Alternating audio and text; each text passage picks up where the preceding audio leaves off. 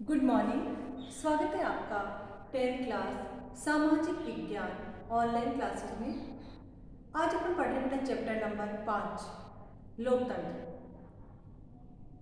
लोकतंत्र का अर्थ, इसकी विशेषताएं, लोकतंत्र की सहायक परिस्थितियां और लोकतंत्र का आलोचनात्मक विवेचन आज अपन करेंगे। कुछ टॉपिक बेटा इस चैप्टर से हट गए हैं, वो आपको नहीं पढ़ने हैं। लोकतंत्र के सिद्धांत, लोकतंत्र के प्रकार, वो आपके सिलेबस से हटा दिए गए हैं। तो सबसे पहले बेटा अपन देखते हैं लोकतंत्र का अर्थ। लोकतंत्र का अर्थ, लोकतंत्र अंग्रेजी शब्द डेमोक्रेसी का हिंदी पर्याय है। लोकतंत्र का बेटा अंग्रेजी पर्याय क्या है? डेमोक्रेसी। डेमोक्रेसी जिसका अर्थ होता है लोकतंत्र, जनतंत्र अथवा प्रजातंत्र। अब जो डेमोक्रेसी शब्द है बेटा ग्रीक भाषा के दो शब्दों डेमोस प्लस क्रेटिया से मिलकर बना है। डेमोस का अर्थ होता है भीड़, धीरे धीरे इसको जनता के रूप में लिया जाने लगा। और क्रेटिया का अर्थ होता है शक्ति, अर्थात जनता की शक्ति। तो लोकतंत्र का अर्थ क्या होगा? जनता की शक्ति पर आधारित शासन लोकतंत्र है। लोकतंत्र का अर्थ अगर पूछा जाता है बेटा, इस चैप्टर में से 1 नंबर का प्रश्न बनता है आपके, एक 4 नंबर का प्रश्न बनता है और एक 1 नंबर का। तो जैसे आपके 1 नंबर के प्रश्न में पूछा जाता है कि लोकतंत्र का क्या अर्थ है, तो लोकतंत्र का अर्थ जनता की शक्ति पर आधारित शासन। और लोकतंत्र का अंग्रेजी पर्याय क्या है? डेमोक्रेसी। अब इस अर्थ को अगर अपन थोड़ा सा विस्तृत रूप में लें तो ये निर्णय लेने की शक्ति है। लोकतंत्र क्या है? निर्णय लेने की शक्ति, सामूहिक सिद्धांत निर्माण की शक्ति। बर्न्स के शब्दों में, बर्न्स ने जो इसकी परिभाषा दी है उसके अनुसार लोकतंत्र एक ऐसा शब्द है जिसकी अनेक अर्थ हैं। बर्न्स कहते हैं कि लोकतंत्र एक ऐसा शब्द है जिसके बहुत सारे अर्थ हैं, जिसके भावनात्मक अर्थ भी है। फिर इसके बाद में तो लोकतंत्र के रूप, 4 रूप होते हैं, हालांकि अपने सिलेबस से ये हटा दिया गया है। आर्थिक, सामाजिक, राजनीतिक और नैतिक। तो इसके बारे में अपन विस्तृत चर्चा नहीं करेंगे। अब जो अपना टॉपिक है चैप्टर में रखा हुआ है वो है लोकतंत्र की विशेषताएं। तो लोकतंत्र की पहली विशेषता है जनता का शासन। जैसा कि इसके नाम से पता चल रहा है, लोकतंत्र अर्थात जनता की शक्ति पर आधारित शासन। तो लोकतंत्र किसका शासन है बेटा? जनता की शक्ति का। तो शासन की एक प्रणाली के रूप में लोकतंत्र जनता का शासन होता है। लोकतंत्र में अंतिम शक्ति जनता में निहित होती है। और जनता का अर्थ क्या है? संपूर्ण जनसमूह, अर्थात प्रत्येक व्यक्ति जो किस देश में निवास करता है। तो इस प्रकार ये किसी विशेष नस्ल, भाषा, संस्कृति आदि से संबंधित वर्ग नहीं है, बल्कि किसी भी देश में निवास करने वाली संपूर्ण जनता में शक्ति निहित होती है। जैसे कि अब्राहम लिंकन की अपन डेफिनेशन बेटा काम में ले सकते हैं। लोकतंत्र क्या है? जनता का, जनता द्वारा और जनता के लिए चुना गया शासन लोकतंत्र कहलाता है। तो लोकतंत्र की दूसरी विशेषता है जनता द्वारा निर्मित शासन। जनता के द्वारा बनाया गया शासन, जनता के द्वारा निर्मित किया गया शासन। लोकतंत्र में सरकार के निर्माण का कार्य जनता द्वारा किया जाता है। जैसे कि बेटा अपने को पता है, हम अपने यहाँ पर जो सरकार में होते हैं, लोक संसद के 2 अंग होते हैं, लोकसभा और राज्यसभा। लोकसभा में जिस दल को विजय मिलती है तो वो पार्टी मिलकर के सरकार बनाती है। तो लोकसभा के सदस्यों का चुनाव किसके द्वारा किया जाता है? जनता के द्वारा। तो इसमें जनता अपने प्रतिनिधि चुनती है और प्रतिनिधि सरकार का निर्माण करते हैं।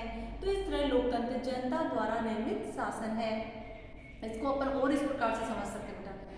तो लोकतांत्रिक शासन के 2 प्रकार होते हैं, प्रत्यक्ष लोकतंत्र और अप्रत्यक्ष लोकतंत्र। प्रत्यक्ष लोकतंत्र वर्तमान में सिर्फ एक देश में पाया जाता है और वह है स्विट्जरलैंड। 1 नंबर का आपका प्रश्न भी है कि प्रत्यक्ष लोकतंत्र वर्तमान में विश्व में कहाँ पाया जाता है? स्विट्जरलैंड में। अप्रत्यक्ष लोकतंत्र जिसको अपन प्रतिनिधि लोकतंत्र कहते हैं।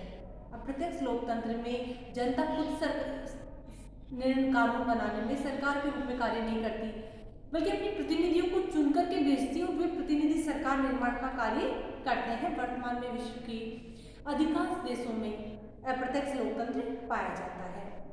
अप्रत्यक्ष लोकतंत्र के भी दो प्रकार होते हैं बेटा, संसदात्मक और अध्यक्षात्मक। अपने भारत में संसदात्मक है, अमेरिका जैसे देश में अध्यक्षात्मक है। अब तीसरी विशेषता की अपन बात करते हैं, लोकतंत्र शासन एक साधन है, साध्य नहीं। पहले बेटा अपन साधन और साध्य का अंतर समझते हैं। साधन होता है कोई तरीका, जैसे अपन लक्ष्य, जैसे कि आपका कोई लक्ष्य है कि मुझे ये लक्ष्य प्राप्त करना है। अब उस लक्ष्य को प्राप्त करने के लिए आप जो तरीके या उपाय काम में लेते हैं तो वो क्या कहलाएंगे, साधन। और जो आपका लक्ष्य है वो क्या है, साध्य। तो लोकतंत्र शासन एक साधन है, साध्य नहीं। लोकतंत्र में शासन कभी भी साध्य नहीं माना जाता है, अपितु शासन को एक साधन माना जाता है जनता की सेवा के लिए। इसमें दो चीजों पर जोर दिया जाता है, एक तो व्यक्ति की स्वतंत्रता और गौरव की रक्षा, और दूसरा सार्वजनिक हित में वृद्धि। सार्वजनिक हित में वृद्धि अर्थात जनता का कल्याण करना, जनता के लिए कल्याणकारी योजनाएं बनाना। इसके बाद में अपन चौथी विशेषता की बात करते हैं, जनता के प्रति उत्तरदायी शासन। लोकतंत्र में जो शासन प्रणाली है लोक प्रभुत्व के सिद्धांत को स्वीकार करती है। लोक प्रभुत्व अर्थात जनता का प्रभुत्व। जब लोकतंत्र में शासन अपने कार्यों के लिए जनता के प्रति उत्तरदायी होता है, यानी सरकार जो कार्य करती है उनका उत्तरदायित्व किसके प्रति है, जनता के प्रति। तो इसका अर्थ है कि यदि सरकार व्यक्ति की स्वतंत्रता को छीनती है, जनता का सम्मान नहीं करती है, तो ऐसी स्थिति में जनता जब अगला इलेक्शन होगा तो सरकार को सत्ता से हटा सकता है और नई सरकार चुन सकता है। इसलिए लोकतंत्र में अंतिम उत्तरदायित्व सरकार का किसके प्रति होता है, जनता के प्रति। जनता के प्रति उत्तरदायी सरकार होती है। फिर इसके बाद में अपना जो अगला टॉपिक है, अगली विशेषता है लोकतंत्र विकासशील शासन है। लोकतंत्र एक विकासशील शासन है। लोकतंत्र में देश का सर्वांगीण विकास होने की संभावना होती है। सैनिक तानाशाही वाले देशों की तुलना में लोकतंत्र में विकास सर्वाधिक होता है। तो बेटा लोकतंत्र की जो प्रमुख विशेषताएं हैं एक बार अपन फिर से देख लेते हैं। पहला जनता का शासन, दूसरा जनता द्वारा निर्मित शासन, तीसरा लोकतंत्र शासन एक साधन है, साध्य नहीं, चौथा हो गया जनता के प्रति उत्तरदायी शासन, पांचवा हो गया लोकतंत्र विकासशील शासन है। जैसे कि आपसे पूछ लिया जाता है बेटा कि लोकतंत्र की विशेषताएं बताइए, तो अपन ये विशेषताएं लिखेंगे, इनका वर्णन करेंगे। 4 नंबर का क्वेश्चन बनेगा। अपन 4 विशेषताएं लिख करके उन 4 टॉपिक की व्याख्या करेंगे, उनको समझा। लोकतंत्र का आलोचनात्मक परीक्षण। एक और वर्ग जैसे विद्वानों ने लोकतंत्र को लज्जाहीन शासन माना है, तो दूसरी ओर लावेल जैसे विद्वान इसे सर्वश्रेष्ठ शासन पद्धति मानते हैं। एक सही निष्कर्ष पर पहुंचने के लिए हमें इसके गुण दोषों की जानकारी होना आवश्यक है। तो बेटा अपन लोकतंत्र का आलोचनात्मक परीक्षण करते हैं, इसके गुण दोषों के बारे में पढ़ते हैं, चर्चा करते हैं। तो लोकतंत्र के गुण, सबसे पहले सार्वजनिक हित में वृद्धि। जो लोकतंत्र शासन है इसका संचालन जनता के द्वारा किया जाता है, जनता के प्रतिनिधियों द्वारा किया जाता है। इस सार्वजनिक हित में वृद्धि करने वाले वायदे के आधार पर चुनाव जीत करके सत्ता में आते हैं और भविष्य में पुनः चुनाव लड़ना होता है। अतः जनप्रतिनिधि सार्वजनिक हित के साथ शासन करते हैं, जनता के हित को ध्यान में रखते हैं। क्योंकि लोकतंत्र में जो शासन है जनता के प्रति उत्तरदायी होता है। वापस इलेक्शन के माध्यम से फिर से सत्ता में आने के लिए जो लोकतांत्रिक शासन है सार्वजनिक हित में वृद्धि करता है, जनता के कल्याण पर आधारित शासन किया जाता है। दूसरा जो गुण है बेटा वह है कार्यकुशल शासन। लोकतंत्र को सबसे अधिक कार्यकुशल शासन प्रणाली माना जाता है, क्योंकि लोकतंत्र में जो नीतियां बनाई जाती है वह जनता के बहुमत से चुने हुए प्रतिनिधियों के द्वारा बनाई जाती है। इसको लागू करने में भी जनता का जो प्रतिनिधि सदन होता है उसके द्वारा लागू की जाती है, जनता के सहयोग की आकांक्षा रहती है। तो इसमें जो उत्तरदायित्व होता है जनता के प्रति होता है। तो जो लोकतंत्र शासन व्यवस्था है ये सबसे अधिक कार्यकुशल शासन प्रणाली मानी जाती है, क्योंकि लोकतंत्र में सभी वर्गों और सभी दलों को साथ में लेकर के लोकतंत्र में जब कोई कानून बनाया जाता है तो उस पर विचार विमर्श होता है, उसके पक्ष और विपक्ष में उसकी कमियां निकाली जाती है। सरकार की जो नीतियां जो सरकार लागू करती है, अगर उसमें कोई कमी होती है तो विपक्षी दल उसकी खींचतान करता है, उसमें कमियां बताता है, उसकी आलोचना करता है।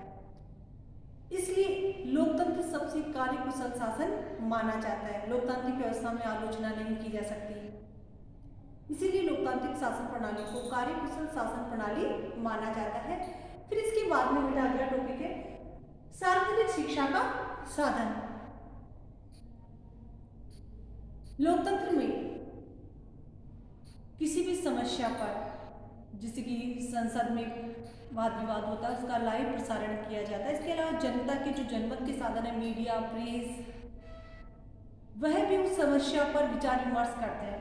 तो लोकतंत्र में जनता को अधिक से अधिक जानने का अवसर मिलता है, जनता को राजनीतिक समस्याओं पर अपने विचार प्रकट करने का एक मंच मिलता है। लोकतंत्र में जो समस्याएं हैं उन समस्याओं का समाधान अधिक से अधिक लोग उसमें शामिल हो सकते हैं। तो लोकतंत्र में जो राजनीतिक ज्ञान है वो प्राप्त होता है, राजनीतिक शिक्षा प्राप्त होती है। तो इस प्रकार लोकतंत्र जो शासन व्यवस्था है सार्वजनिक शिक्षा का साधन है। अधिक से अधिक लोगों को राजनीति के बारे में इसमें शिक्षित किया जाता है। फिर इसके बाद में है देशभक्ति की शिक्षा। लोकतंत्र राष्ट्र प्रेम की भावना जागृत करता है, लोगों में राष्ट्रवाद की भावना जागृत करता है। जिन देशों में लोकतांत्रिक शासन प्रणाली पाई जाती है उस राज्य में जनता राष्ट्र के प्रति प्रेम, त्याग और समर्पण की भावना रखती है। इसलिए लोकतंत्र को देशभक्ति की शिक्षा देने वाला शासन कहा जाता है। क्रांति से सुरक्षा। तो क्रांति की संभावना कहाँ पर होती है? जहां पर तानाशाही शासन व्यवस्था स्थापित होती है। लोकतंत्र नहीं होता, क्योंकि लोकतंत्र में जनता को उनके अधिकार प्राप्त होते हैं। लोकतंत्र में जनता को स्वतंत्रता, समानता प्राप्त होती है। तो ऐसी स्थिति में क्रांति नहीं हो सकती। क्रांति तब होती है जब जनता को दबाया जाता है, उसके अधिकार छीने जाते हैं, जिसे अधिनायक तंत्र है। तो ऐसे देशों में क्रांति की संभावना होती है। इसलिए लोकतंत्र को ऐसा शासन माना जाता है जिसमें क्रांति से सुरक्षा प्रदान की जाती है।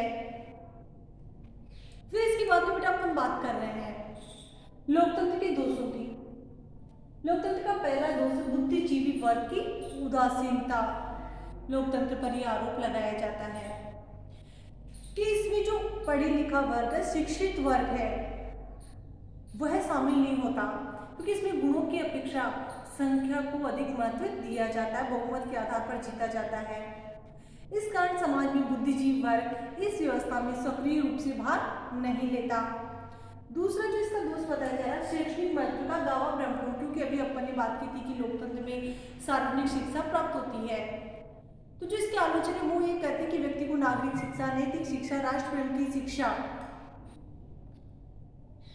देता है लोकतंत्र, लेकिन वास्तविक स्थिति इससे अलग है, क्योंकि लोकतंत्र में राजनीतिक दल प्रत्येक समस्या को अपने स्वार्थ की दृष्टि से देखते हैं, उसका राजनीतिकरण करते हैं, उसे राष्ट्रीय हित बता करके खुद के निजी स्वार्थों की पूर्ति करते हैं और उसे राष्ट्रीय हित बता देते हैं। एक दूसरे पर आरोप प्रत्यारोप लगाते हैं, जनता के विभिन्न वर्गों को अपने प्रभाव में करने के लिए उनकी भावनाओं को भड़काते हैं। तो जो इसके आलोचक वो कहते हैं कि जो इसमें शैक्षणिक महत्व का है कि सार्वजनिक शिक्षा में वृद्धि होती है, वह इसमें संभव नहीं है, बल्कि शिक्षा के नाम पर राजनीतिक दल अपनी रोटियां सेकते हैं, अपने स्वार्थ पूरे करते हैं। अगली जो आलोचना है राजनीतिक दलों का दुष्प्रभाव। लोकतंत्र के संचालन के लिए राजनीतिक दलों का होना आवश्यक है। राजनीतिक दल परम आवश्यक माने जाते हैं, किंतु राजनीतिक दल प्रणाली में अनेक दोष भी होते हैं। राजनीतिक दल प्रणाली में अनेक दोष होते हैं और इनके कारण लोकतंत्र में विकार आता है। सिद्धांत रूप में सभी राजनीतिक दलों का निर्माण राष्ट्रीय हित की तुलना में दल के हिसाब से किया जाता है। तो जो दल का प्रभाव है वह राष्ट्रीय राजनीति पर देखने को मिलता है, क्योंकि जो राजनेता होते हैं राष्ट्रीय हित के स्थान पर दल के हित को प्रधानता देते हैं। तो इस तरह जो इसका दोष है राजनीतिक दलों का दुष्प्रभाव। फिर अगला जो दोष है वह है सार्वजनिक धन और समय का अपव्यय। लोकतंत्र में अगर किसी दल या सरकार को बहुमत नहीं मिलता है तो ऐसी स्थिति में फिर से इलेक्शन होते हैं चुनाव प्रचार के लिए और चुनावों पर करोड़ों रुपए खर्च होते हैं। तो लोकतांत्रिक शासन प्रणाली में बार बार होने वाले चुनावों में सार्वजनिक धन और समय का अपव्यय होता है। अगला दोष है उदासीन मतदाता। लोकतंत्र में जो मतदाता होते हैं वह उदासीन हो जाते हैं, उनकी कोई सक्रिय भूमिका नहीं रहती क्योंकि वे स्वयं सत्ता में नहीं आ सकते, अपने प्रतिनिधियों के माध्यम से शासन करते हैं। तो मतदाताओं की कोई सक्रिय भूमिका नहीं होने के कारण मतदाताओं की भूमिका सिर्फ चुनाव में वोट देने तक सीमित हो जाती है। तो ऐसी स्थिति में मतदाता उदासीन हो जाते हैं, अपने हितों के लिए जागरूक नहीं होते। तो एक बार फिर से अपन लोकतंत्र के गुण और दोष देखते हैं। ये पूछा जा सकता है बेटा कि लोकतंत्र के 4 गुण बताइए या फिर लोकतंत्र के 4 दोष बताइए। गुण अपन देखते हैं। सार्वजनिक हित में वृद्धि, कार्यकुशल शासन, सार्वजनिक शिक्षा का साधन, देशभक्ति की शिक्षा, क्रांति से सुरक्षा, और भी बहुत सारे गुण हो सकते हैं बेटा। स्वतंत्रता और समानता पर आधारित शासन, स्वतंत्र और निष्पक्ष न्यायपालिका की स्थापना, कला साहित्य संस्कृति और विज्ञान का विकास, संविधानवाद में आस्था, शक्तिशाली शासन व्यवस्था और विश्व शांति का समर्थन। अब इसके अपन दोषों की बात करते हैं। बुद्धिजीवी वर्ग की उदासीनता, शैक्षणिक महत्व का दावा भ्रमपूर्ण, राजनीतिक दलों का दुष्प्रभाव, सार्वजनिक धन और समय का अपव्यय, उदासीन मतदाता, लोकतांत्रिक स्वतंत्रता और समानता भ्रमपूर्ण है। तो इसमें आपको 4 टॉपिक तो कम से कम याद होने चाहिए। लोकतंत्र के 4 गुण और 4 दोष। बेटा अपन देखते हैं लोकतंत्र की सफलता के लिए आवश्यक परिस्थितियां या लोकतंत्र की स्थापना में सहायक आवश्यक शर्तें। एग्जाम में क्वेश्चन आ चुका है कि लोकतंत्र की स्थापना में सहायक शर्तें लिखिए। 4 शर्तें लिखनी थी। तो जो ये लोकतंत्र की स्थापना में सहायक शर्तें हैं ये लोकतंत्र की सफलता के लिए आवश्यक परिस्थितियां ही हैं। तो अपन इनकी चर्चा करते हैं। सबसे पहला शांति और व्यवस्था। लोकतंत्र की स्थापना के लिए आवश्यक है कि किसी भी राष्ट्र में आंतरिक शांति स्थापित हो, किसी भी देश में गृह युद्ध की स्थिति नहीं हो, आतंकवाद जैसी समस्या नहीं हो, विदेशी आक्रमण का भय नहीं हो, तभी लोकतंत्र मजबूत हो सकता है।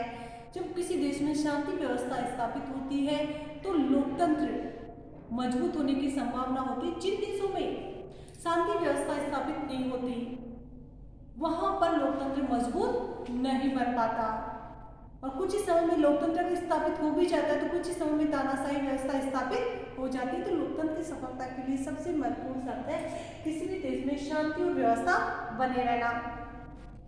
अब जो दूसरा सफलता के लिए आवश्यक शर्त है सुदृढ़ राष्ट्रीय अर्थव्यवस्था। लोकतंत्र की सफलता के लिए जरूरी है कि राष्ट्र की जो अर्थव्यवस्था है पर्याप्त मजबूत हो। राष्ट्रीय अर्थव्यवस्था जब मजबूत होती है तो लोकतंत्र और अधिक मजबूत हो जाता है। फिर अपन ने देखा प्रथम विश्व युद्ध के बाद में जर्मनी इटली में लोकतंत्र की स्थापना हुई, लेकिन उस समय वहां की अर्थव्यवस्थाएं चरमरा रही थी, आर्थिक मंदी छा रही थी। तो ऐसी स्थिति में तानाशाही व्यवस्था स्थापित हुई। जर्मनी में हिटलर के नेतृत्व में नाजीवाद और इटली में मुसोलिनी के नेतृत्व में तानाशाही शासन व्यवस्था स्थापित हुई। द्वितीय विश्व युद्ध के बाद पूरे यूरोप में अर्थव्यवस्था सही होने के कारण कई देशों में साम्यवाद का उदय हुआ, और जिन देशों में अर्थव्यवस्था मजबूत थी वहां पर लोकतंत्र का उदय हुआ। तो बेटा अपन लोकतंत्र की स्थापना के लिए कह सकते हैं कि किसी भी देश की अर्थव्यवस्था का मजबूत होना आवश्यक है। इसके बाद में जो तीसरा टॉपिक है अपना सामाजिक न्याय की स्थापना। लोकतंत्र की सफलता के लिए आवश्यक है कि किसी भी देश में सामाजिक न्याय की स्थापना हो, वहां पर रहने वाले निवासियों के मध्य जाति, भाषा, लिंग, धर्म के आधार पर कोई भेदभाव नहीं हो, कानून की दृष्टि में सभी नागरिक समान हो। तो ऐसी स्थिति में लोकतंत्र और अधिक मजबूत होता है। जब सभी व्यक्तियों को कानूनी संरक्षण समान रूप से प्राप्त होगा बिना किसी भेदभाव के, सभी व्यक्ति न्यायालय जा सकते हैं, तो ऐसी स्थिति में लोकतंत्र जैसी संस्था मजबूत होती है। फिर इसके बाद में शिक्षित और जागरूक जनता। लोकतंत्र की सफलता के लिए सबसे महत्वपूर्ण शर्त है वहां पर निवास करने वाले नागरिक शिक्षित हो और जनता जागरूक हो, गलत के खिलाफ उठ सके, संघर्ष कर सके, सरकार की नीतियों को प्रभावित कर सके। तो जिन देशों में जनता शिक्षित होती है, जागरूक होती है, वहां पर लोकतंत्र कभी समाप्त नहीं हो सकता। फिर इसके बाद में जनमत का निर्माण। जो लोकतंत्र शासन व्यवस्था होती है उन देशों में ज्यादा सफल होती है जहां पर जनता साथ जो राजनीतिक दल है, जो नीतियां हैं, वो जनता के प्रति उत्तरदायी होती है। किसी भी निर्णय में जनमत का निर्माण किया जाता है, जनता का रुझान जाना जाता है और नीतियों और कार्यों की आलोचना करने का अधिकार जनता को होता है। इसके बाद में सत्ता का विकेंद्रीकरण।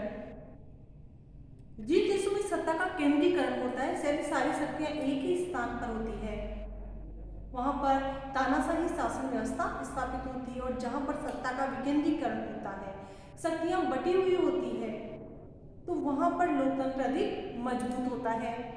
इसके अलावा जो नागरिक स्वतंत्रताएं हैं वो भी महत्वपूर्ण भूमिका निभाते हैं। जहां पर नागरिकों को स्वतंत्रता प्राप्त होती है, विचार की, भाषण की, अभिव्यक्ति की, कहीं भी आने जाने की, तो लोकतंत्र अधिक मजबूत होकर के उभरता है। अगर किसी देश का संविधान लिखित है तो वहां पर भी लोकतंत्र लंबे समय तक टिकता है, लोकतंत्र का सफल संचालन होता है, क्योंकि वहां पर जो शासन व्यवस्था है संविधान के नियमों के अनुसार चलाई जाती है। इसके अलावा स्वतंत्र न्यायपालिका, वो भी लोकतंत्र की सफलता के लिए आवश्यक शर्त है, क्योंकि जहां पर स्वतंत्र न्यायपालिका होती है, न्याय व्यवस्था स्थापित होती है, तो ऐसी स्थिति में लोकतंत्र सफलतापूर्वक कार्य करता है। तो लोकतंत्र की सफलता के लिए आवश्यक परिस्थितियां हैं शांति तथा व्यवस्था, सुदृढ़ राष्ट्रीय अर्थव्यवस्था, सामाजिक न्याय की स्थापना, शिक्षित और जागरूक जनता, जनमत का निर्माण और सत्ता का विकेंद्रीकरण। इसके अलावा बेटा आपके सिलेबस में नहीं दिया हुआ है, लेकिन एक टॉपिक पे बोर्ड में प्रश्न बन चुका था और वो मैं आपको बता रही हूँ कि लोकतंत्र की सफलता में बाधक तत्व कौन कौन से हैं। तो वो तत्व है जातिवाद, सांप्रदायिकता, आतंकवाद, बढ़ती जनसंख्या, क्षेत्रवाद। तो ये जो तत्व है बेटा लोकतंत्र की स्थापना में बाधक है, लोकतंत्र के सफल संचालन में बाधक है। उम्मीद है चैप्टर आपको पसंद आया होगा, समझ में आया होगा। अगर कोई प्रॉब्लम होती है तो बेटा आप कमेंट्स में लिख सकते हैं, वापस मुझसे कांटेक्ट कर सकते हैं और चैप्टर में जो भी समस्याएं आती है आप समझ सकते हैं। मोस्टली बेटा जो इस चैप्टर में दो प्रकार के क्वेश्चन बनते हैं, एक तो 1 नंबर वाला बनता है और दूसरा है 4 नंबर का क्वेश्चन। तो 4 नंबर के क्वेश्चन में तो जैसे पूछा जा सकता है बेटा कि लोकतंत्र की विशेषताएं बताइए, लोकतंत्र के 4 गुण बताइए, लोकतंत्र के 4 दोष बताइए, या लोकतंत्र की सफलता के लिए आवश्यक परिस्थितियां बताइए या शर्तें बताइए। या फिर पूछा जा सकता है कि लोकतंत्र की स्थापना में बाधक तत्व कौन से हैं, जैसे मैंने अभी आपको बताया था जातिवाद, सांप्रदायिकता, आतंकवाद, क्षेत्रवाद, भाषावाद। इसके अलावा छोटे जो क्वेश्चन बनते हैं उनमें ये पूछा जाता है कि लोकतंत्र का अर्थ क्या है, डेफिनेशन पूछी जा सकती है, परिभाषा, लोकतंत्र की जो परिभाषाएं दी गई है वो पूछी जा सकती है। तो बेटा 5 नंबर का आपका ये चैप्टर है, अच्छे से आपको समझना है। अगर कोई दिक्कत आती है आप मुझसे वापस कंसल्ट कर सकते हैं। Thank you.